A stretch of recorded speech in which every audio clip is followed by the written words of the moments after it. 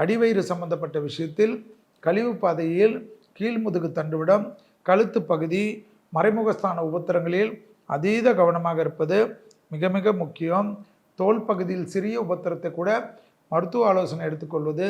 நரசிம்மர் வழிபாடு செய்து கொள்வது, கொடுத்த வாக்கை குடும்பத்தில் காப்பது, லாபமும் அனுகூலமும் ஏற்படுவது, தொழில் சார்ந்த விஷயத்தில் இந்த பிரச்சனைகள் தீர்வது, வேலை இல்லை, உத்தியோகம் இல்லை, வியாபாரம் இல்லை, படிப்பில்லை என்று சொல்லி கொண்டிருந்த கும்பராசிக்காரர்களுக்கு கண்டிப்பாக